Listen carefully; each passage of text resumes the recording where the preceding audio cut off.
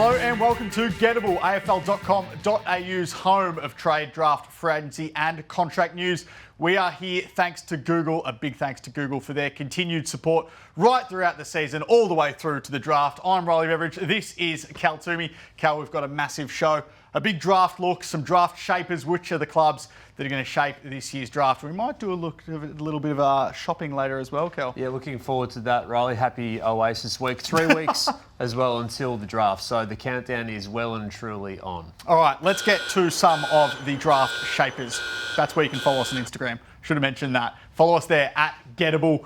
That's where you can find all the latest trade and draft news. But let's get to some of the draft shapers. And we will start with West Coast. They're the club with picks 1 and 2 as things stand. They had a big trade period. They brought in Tyler Young and Brendan Starcevic, 2 defenders to add to that really solid backline group. But of course, they lost Oscar Allen, their co-captain. That was the big one, a free agency departure to Brisbane. Yeah, I mean, we're going to go through the 4 clubs that are going to shape the draft most considerably right at the top end. Of course, West Coast has pick 1 and 2, so they have some decisions to make. Is it Duffma or is it 2 midfielders? So we all think Willem Dersma is going to the Eagles at pick 1.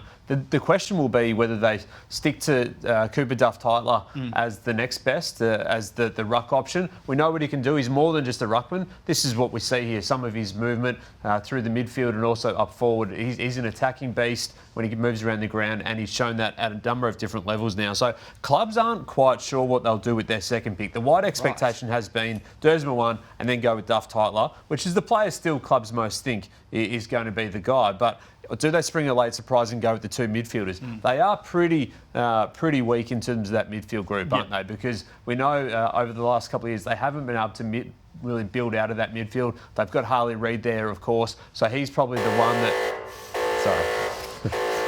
Sorry. Just tip into the jar.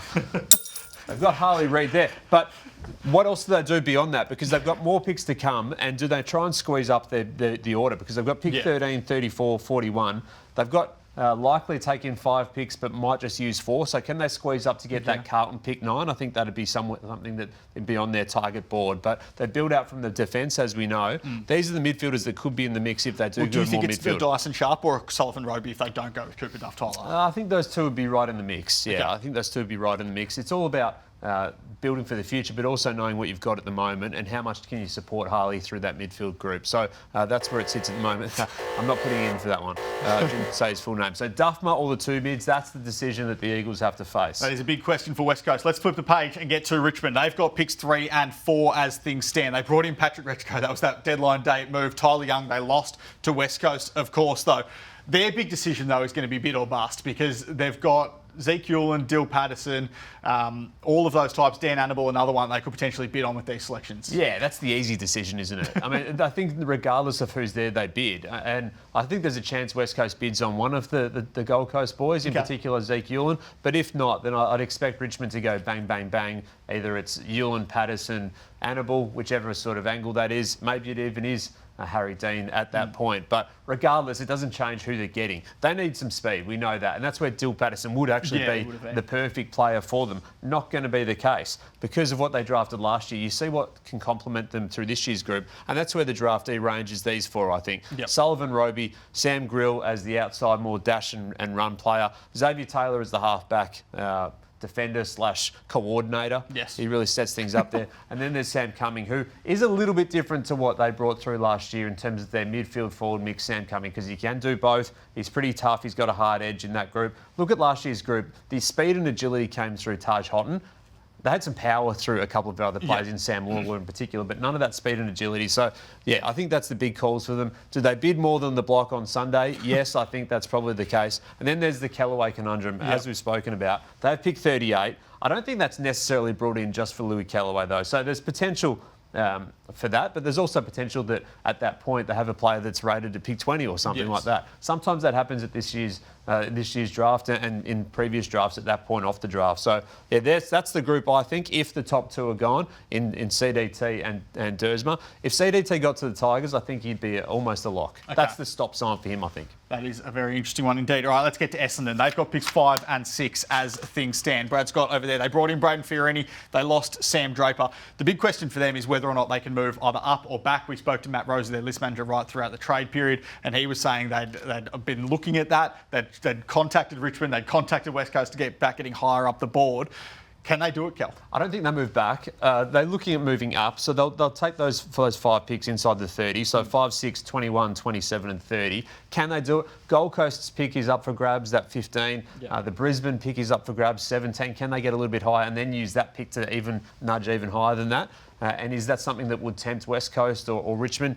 I don't think they're going to be able to get pick 1 out of Richmond, West Coast. Is pick 2 more gettable? Potentially. They haven't put anything forward officially yet, but they have some decisions to make regardless. There's a view that if they had to sit back at 5 and 6 and just take the 2 players that are remaining out of Dursma, Duff-Tytler, Taylor, Roby, Sharp and Cumming, that'd be a pretty good hand, wouldn't it? Maybe throw in Jacob Farrow as well as the halfback midfield runner. And then in that next group, I've got the sort of Lindsay, Schubert, Grill types. But I think that group plus the 2 at the top are probably the more favoured ones. The Calder Cannons boys, as we mentioned, the next generation academy players, a little bit like what we just spoke about with Louis Kellaway. It's where they're ranked. I don't think anything's locked in with this of these bidding situations. Okay. So Adam Swade, Hussein Al-Ashkar, where do they actually fit? It's hard to get a consensus view on where these 2 fit.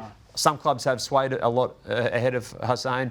Other clubs have the opposite. So, I think they're probably in that 25 to 40 range, but where does that actually fit in terms of where their picks end up? And some big calls for them to make. They've got those gaps to fill, as you mentioned as well. A lot of list management holes there for the Bombers. All right, let's get to the final draft shaper, and it is Melbourne with picks 7 and 8. They had a massive trade period there. Stephen King over there. He's happy to be here. Looking very excited about it. They had a massive trade period, as we know.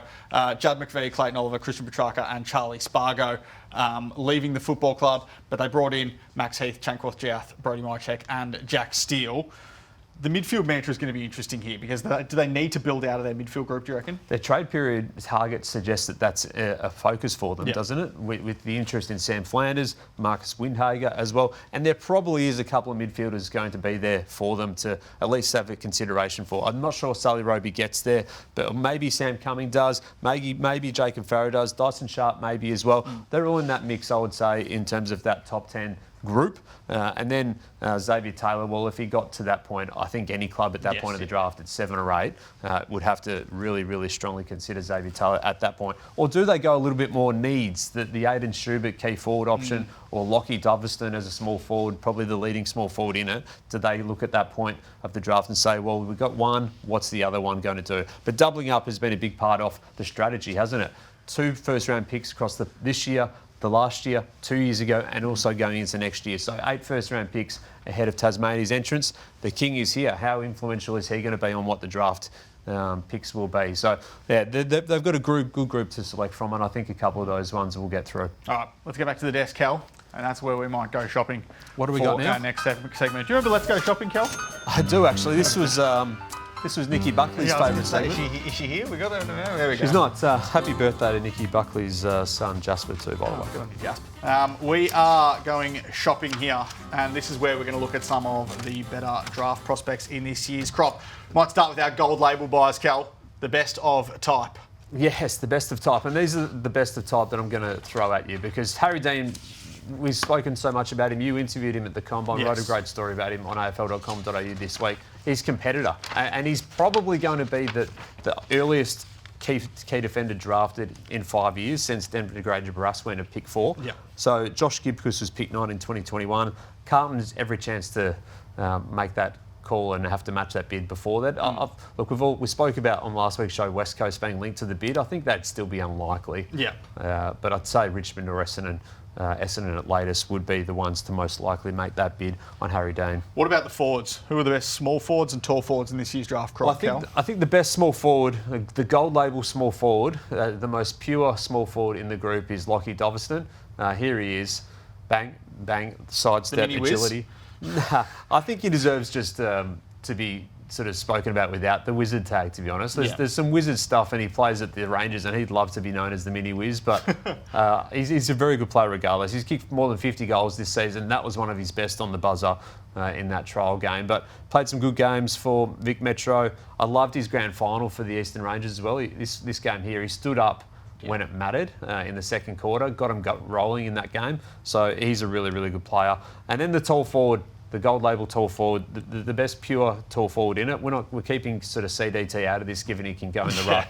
But in terms of the best ones, Schubert elevated himself through the carnival, so he became a gold label purchase. Isn't especially quick, but just a workhorse who fronts up and competes and can really juke his marks, and a late birthday too, so plenty of development left in him. But he's the guy. I think if you're looking for that key forward purely, he's going to be first cab off the rank. And he competes all day, which is what I love in a tall forward. What about the bolter buys, Cal? Because we're getting a couple through that are rising up the ranks. We're going to leave Sullivan Roby out of it because he's in a different category altogether. But Latrell Pickett is one that clubs are watching, particularly in that sort of late teens, early 20s range. Yeah, kicked 32 goals for Glenelg's reserve side this year. So that included 4 goals in the grand final. This is one of them.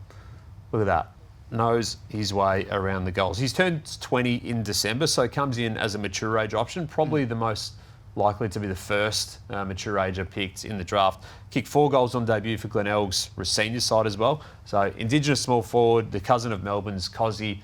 There's a lot of clubs pretty excited about what he can do inside the forward 50. So there's another one of his snags. Pretty nice. Oscar Taylor is another bolter for sure. So this guy is right in the frame in between that sort of 12 and 25 range of the draft. Greater Western Sydney gets linked to him as one in the mix, and he fits the bill as a giant, doesn't he, with that relentless running type that they tend to like. Start at the draft combine, start across the second half of the season as a half-back dasher who can deliver the footy really well. Quality kid. Best 20-metre sprint time of 2.82 seconds at the combine, and the second best agility at 7.84 seconds. So a half-back runner with good pizzazz, and someone who certainly throughout this year has become a bolter buy. If you're going through the shopping aisle, he'd be a hot item. What about Harry Kyle? Because he probably came into the year as one of the Sydney Academy prospects that was lesser known compared to your Max Kings and your Lockie Carmichaels and your Noah Chamberlains, but he's shot up the board, hasn't he? He has, absolutely. So he has some real dash and verve to the way he plays through the midfield and half-back line. 188 centimetres. Played some really good footy for the Allies that saw him get a little bit more notice. Has that Finn Callahan hunch and move with the ball and on that left side. So he's one who could well be the first Sydney Academy player to attract a bid. And Blake Threadgold as well, South Australian? Well, he's a defender who defends. And that's funny when you say that, because not all of them love doing that, but he can stop. He can intercept like this, but he can stop. So he's really shot up to be a top 25 contender and a player who's bolted into that part of the draft. He can stretch and reach and spoil. He did that late in the season, played a good run of form against Mitch Marsh late in the year. Also tested really well, so did the 20-metre sprint in 2.91 seconds and was top 10 in the vertical jump. 194 centimetres, can do things like that and chop in. So Blake Threadgold has become one of the better key defenders in the group. Let's get to our next aisle now. It's the rewards points, Cal. The players that could surprise and be great value once they make the step up to an AFL club. Kai Fincher, yes, the member of the St Kilda Academy. This is your Google rewards points. Yes. This is when you purchase, you get these guys and they could be great value for you. So Fincher has been pegged as a half-back, but he moved into the midfield in the second half of the season with the Dragons, and he was top end that point. He started his debut for VFL level for Sandringham,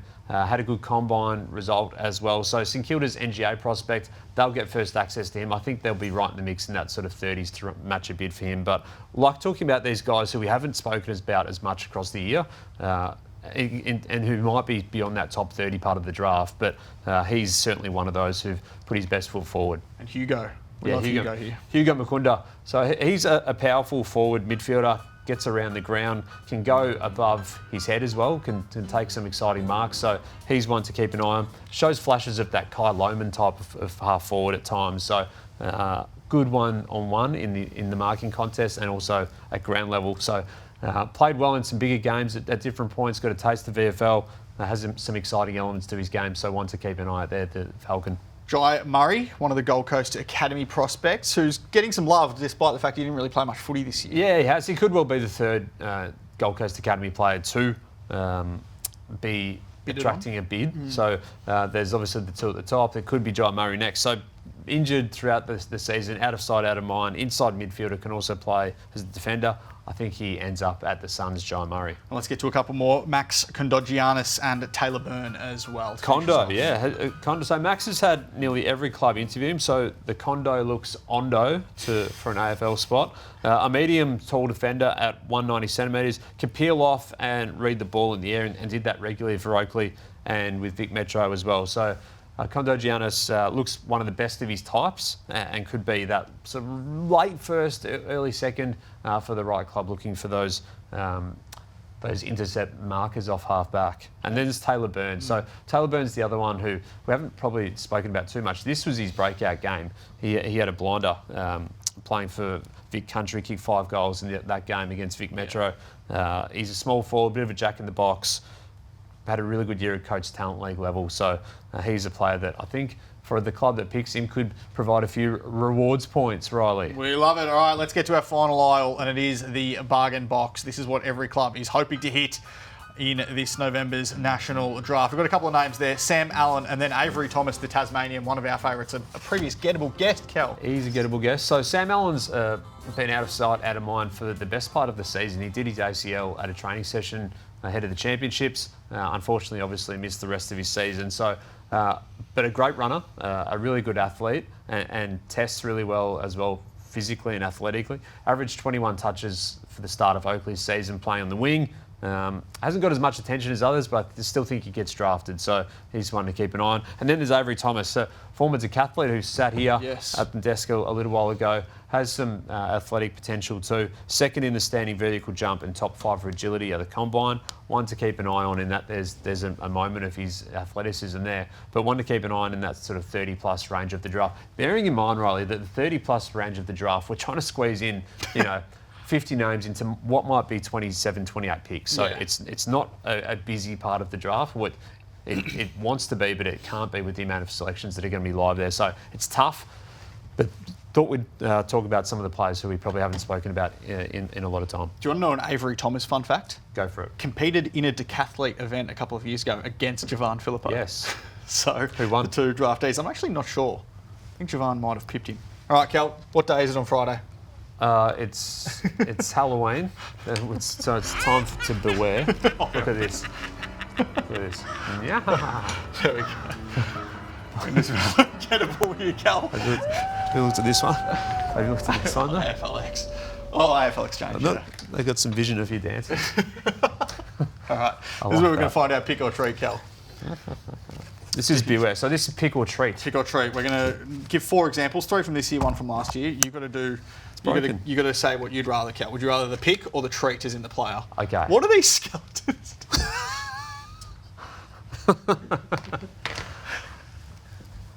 All right. Yeah. Would you rather, Cal, the pick or the treat? Sam Flanders or pick 7? Who am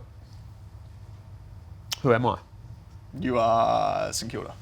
Nah, Sam Flanders. They've had their crack at the draft. All right. Would you rather, if you are Fremantle, Judd McVie or pick 23?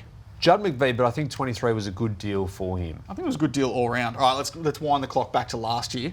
All right. Would you rather, if you're Hawthorn, Tom Barrass or pick 17 in this year's draft? Well, that's what what they gave from. up. So it was the first round, the future first.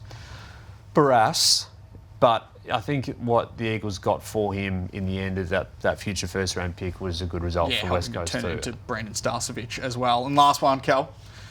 If you're Port Adelaide, would you rather Will Brodie or pick 103? Well, given they're not going to use 103 and neither's Fremantle, I think I'll go with the treat in Will Brodie. That's one of our best segments there, pick or treat. What are you going as Halloween on Friday? Do you reckon I should dress up to Oasis in a Halloween costume? Well, no, my dress up is actually going to be a 90s superhero. Noel Gallagher, Liam Gallagher. Liam. All right, let's get to good work from Lock Grand there. Very good. Can I just take a sip before we do Searchable, which is our next segment? We can probably move on from. Let's get rid of the Halloween and let's go to Searchable. All right. Before we do that though, this week we'll be using Google's trending search data to throw a question at Riley. Wow. So, if you Google search your name, Riley Beveridge, a common question comes up. So we want you to answer it once and for all. Don't worry about this. Are you or are you not related to Luke Beveridge? Oh, no, I am. We're identical twin brothers. Me and Luke. No, we are not. We're not related. The first time I ever went to a Luke Beveridge press conference, which was many, many years ago, he actually stopped me and said, "Are we related?" And I said, "No, I don't think we are." Should have said yes. All right, Searchable is where we find our cover story this week, Cal. And it relates to your story on afl.com.au last week around Josh Weddle. There we go. Yep, the Weddle vows. The Weddle vows. Essendon makes its proposal to Hawthorn's rising star. You get where we're coming from there? You get it? Yes, You get it? Yes, I like it. That's the Weddle vows, so we'll get into that one. And that is because of Colin's question, which is, what chance are you giving Essendon of actually landing Josh Weddle? You wrote that the offer was 7-year deal presented to the Hawthorn youngster, worth around $10 million. He's contracted at the Hawks for 2026, but that's going to be a watch next year. That's the mega offer there for Josh Weddle. And it is a mega offer. I mean, so the question was, what chance? Minimal. But you miss every shot you don't take. Yes. And you just don't know which players are financially motivated until the money is put in front of them. So Essendon's offer of at least 7 years at more than $1 million a season, make it $10 million across the entirety, would have been done knowing that it's only a slim chance of happening, but it was zero chance of happening without the offer being put forward. So it's not a gimmick or a stunt. It's not as if Weddle said tomorrow, I'm in, that Essendon would say, no, we're kidding. Yeah.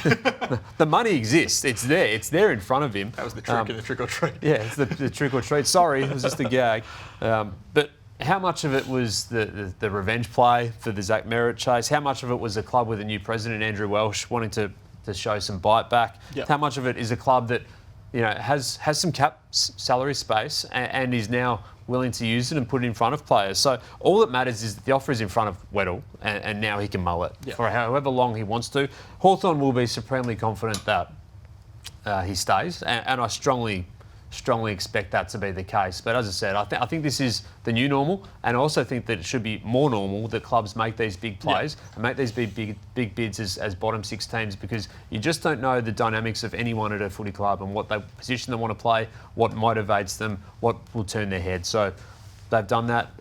See what happens, but I don't think he moves. I'm not going to say that. Absolutely, it's just the Tom De Koning situation all over again, isn't it? Like, if St Kilda had have gone forward and said, actually, we'll give you $700K instead of 1.8 million, he probably stays, doesn't he? So you never know what the offer is until you never know what the chances are until you actually put the offer forward. All right, Julian. And that one was done 12 months ago, basically, as well. 100%, yeah. All right, Julian wants to know, will the Blues be trading out their early picks? They've got 9 and 11, but they've got to consider the bids on Harry Dean and then Jack Ison later in the draft. Yeah, so Carlton is looking at doing trades with pick 9 and pick 11, but it may well wait until draft night to do that. So the draft picks trade window is only open until Friday, November 7. So there's a bit of a gap there between the close of that, the blackout period, and then the draft, which is a week and a half later. So by then the Blues will have a much better idea of where the bid will come for Harry Dean, and that'll shape their draft plans. But ideally, I think they'd like to turn pick 9 into a future first round pick, another one, and then pick 11 into more points to match Dean, then Ison, and then maybe a third later pick. But they could also hold and swallow the pick if the bid's not too far away from that. They might not shift that secondary pick.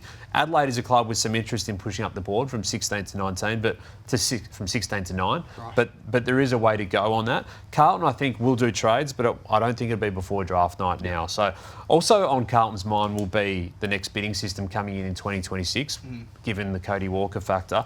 AFL is going to wait until December before making any sort of further calls on what that system, specifically looks like. So they're going to basically simulate what this year's draft would be under the new system, and then see what those proposals really nut out to be. But we do know it's going to be a lot more challenging to match a bid, and probably just with the first 2 picks. So there also aren't many clubs looking to bring in a future first rounder to get into this year's top end. So, and that's because of trade and free agency implications. Like the Bulldogs want to keep their hand for Butters. Geelong will want to do the same for Butters or Sam Walsh if a bid's match for him, and those type of things. So clubs are very mindful of that when they're looking at it all. Yes, they are. All right, Jordan wants to know, are Gold Coast looking to trade down again for more points? They've got 15, 18 and 24, 28, 29, 36. They've got a lot of picks. Yeah, they're the master point swappers, aren't they? And they're at it again. So pick 15 is still up for grabs. I look at we mentioned the Bombers. I look at where the North would do it. I'm not sure about that. But those are the clubs that could bundle up or at least have the capacity to do it, to bundle up the board.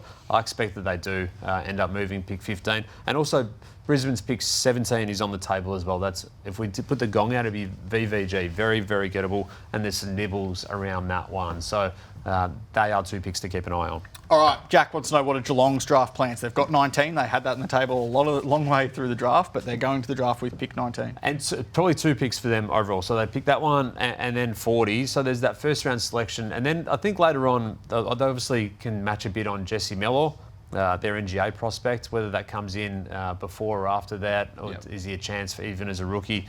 Is Hunter Holmes a chance at that stage of the draft?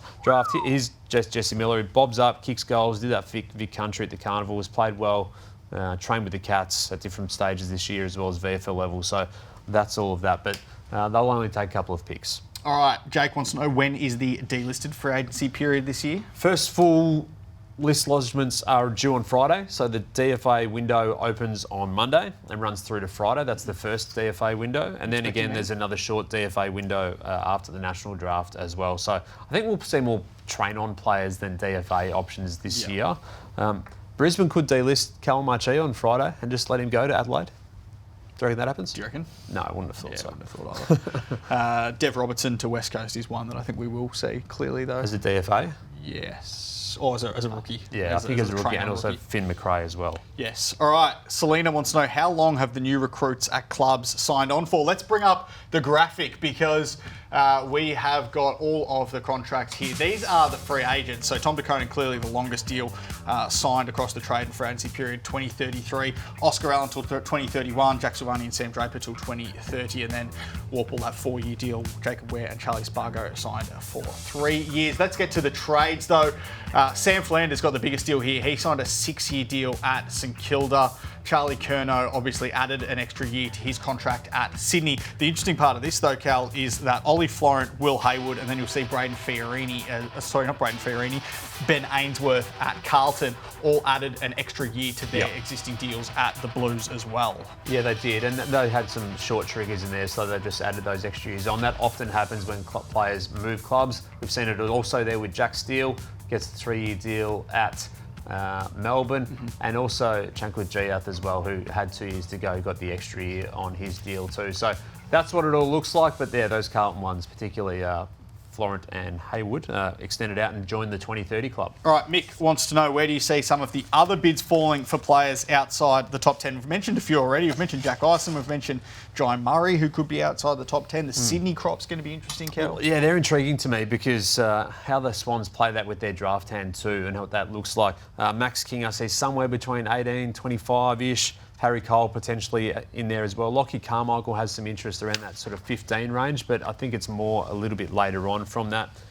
If he was bid on at 15, I'm not sure if the Swans would match or not. Tyler Williams will be the first Eagle NGA prospect to be called. Pretty exciting talent. Performed well in the agility test at the Combine. Came second in the 20-metre sprint. Finished top 10 in the jumps as well. He's pretty exciting player. So he's someone who's maybe gone under the radar a little bit throughout this year, but not for clubs. So, yeah, boy with the dancing feet, as Shifter would say, and he's got those. So I think a bid for him could come right at the back of that first round, and that might be a little bit earlier than some might have early expected. Okay, that was a massive episode of Gettable. Have a good Halloween on Friday, Cal. Have fun at Oasis across the next... How many times are you going? 12 in Australia? All three. All three. All right, that's our Beware sign. We will see you next week on Gettable. See you then.